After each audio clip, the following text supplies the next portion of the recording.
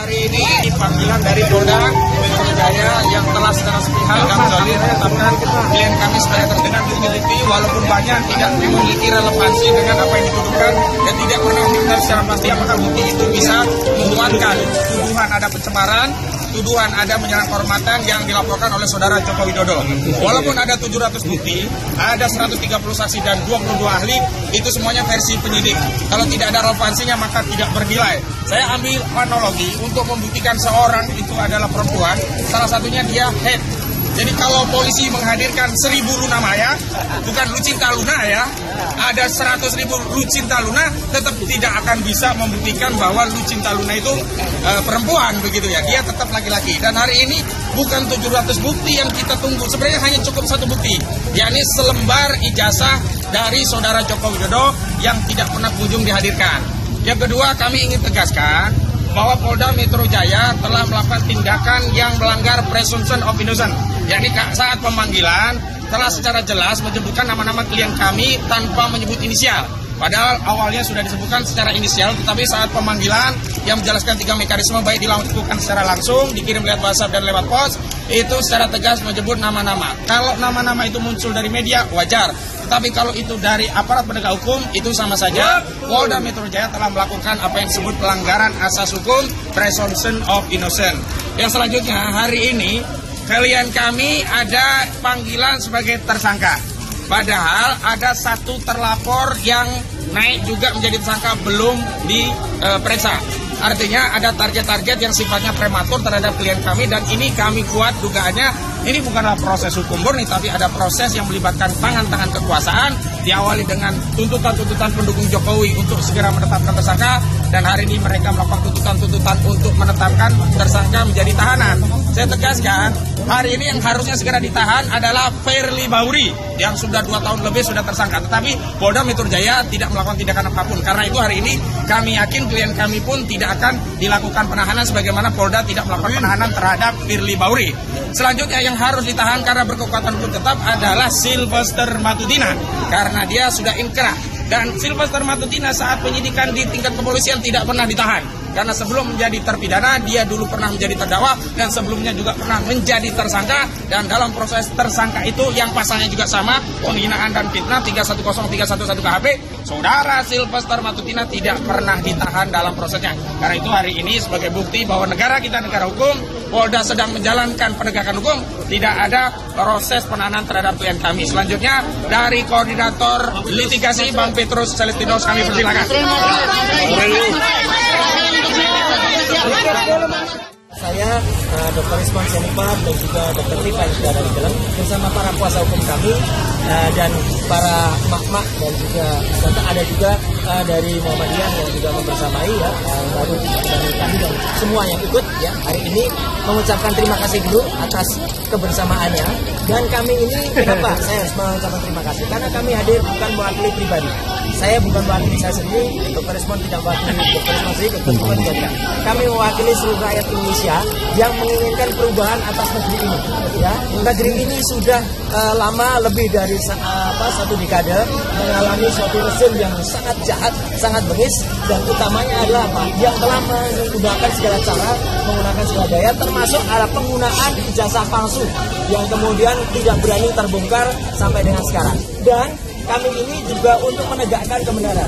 Jangan sampai Pak Prabowo Subianto sebagai presiden yang ada sekarang mengulangi kesalahan yang dilakukan pada rezim yang lalu yang telah mempidanakan ya 2 anak bangsa yaitu Bambang Trimulyono dan juga Gusno. Ya, masa rela Pak Prabowo malah menambah dengan angka saktinya. Pak Prabowo kan sudah angka 8 ya. Masa di rezim Pak Prabowo tambah 8 lagi yang akan dipidanakan.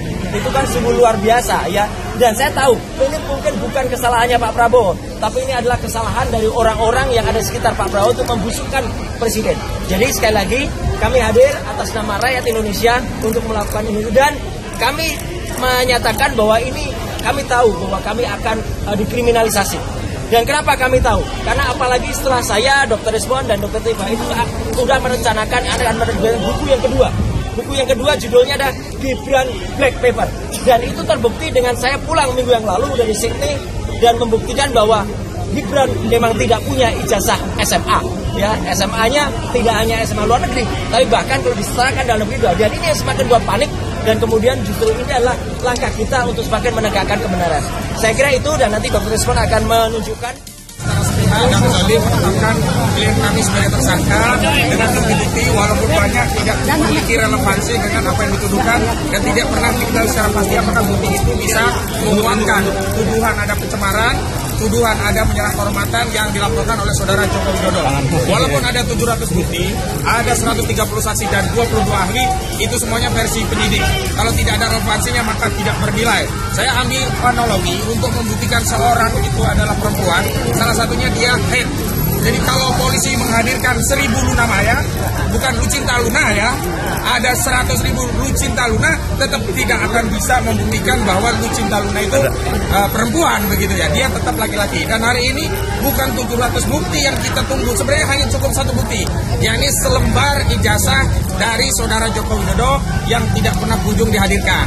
Yang kedua, kami ingin tegaskan bahwa Polda Metro Jaya telah melakukan tindakan yang melanggar presumption of innocence. Yakni saat pemanggilan telah secara jelas menyebutkan nama-nama klien kami tanpa menyebut inisial. Padahal awalnya sudah disebutkan secara inisial, tetapi saat pemanggilan yang menjelaskan 3 mekanisme baik dilakukan secara langsung, dikirim lewat WhatsApp dan lewat pos, itu secara tegas menyebut nama-nama. Kalau nama-nama itu muncul dari media, wajar. Tetapi kalau itu dari aparat penegak hukum, itu sama saja Polda Metro Jaya telah melakukan apa yang disebut pelanggaran asas hukum presumption of innocence. Yang selanjutnya, hari ini klien kami ada panggilan sebagai tersangka. Padahal ada satu terlapor yang naik juga menjadi tersangka belum diperiksa. Artinya ada target-target yang sifatnya prematur terhadap klien kami, dan ini kami kuat dugaannya ini bukanlah proses hukum murni, tapi ada proses yang melibatkan tangan-tangan kekuasaan, diawali dengan tuntutan-tuntutan pendukung Jokowi untuk segera menetapkan tersangka, dan hari ini mereka melakukan tuntutan-tuntutan untuk menetapkan tersangka menjadi tahanan. Saya tegaskan, hari ini yang harusnya segera ditahan adalah Firly Bahuri yang sudah 2 tahun lebih sudah tersangka, tetapi Polda Metro Jaya tidak melakukan tindakan apapun. Karena itu hari ini kami yakin klien kami pun tidak akan dilakukan penahanan sebagaimana Polda tidak melakukan penahanan terhadap Firly Bahuri. Selanjutnya yang harus ditahan karena berkekuatan hukum tetap adalah Sylvester Matutina karena dia sudah inkrah, dan Sylvester Matutina saat penyidikan di tingkat kepolisian tidak pernah ditahan karena sebelum menjadi terpidana dia dulu pernah menjadi terdakwa dan sebelumnya juga pernah menjadi tersangka, dan dalam proses tersangka itu yang pasalnya juga sama, penghinaan dan fitnah 310311 KHP, saudara Sylvester Matutina tidak pernah ditahan dalam prosesnya. Karena itu hari ini sebagai bukti bahwa negara kita negara hukum, Polda sedang menjalankan penegakan hukum, tidak ada proses penahanan terhadap klien kami. Selanjutnya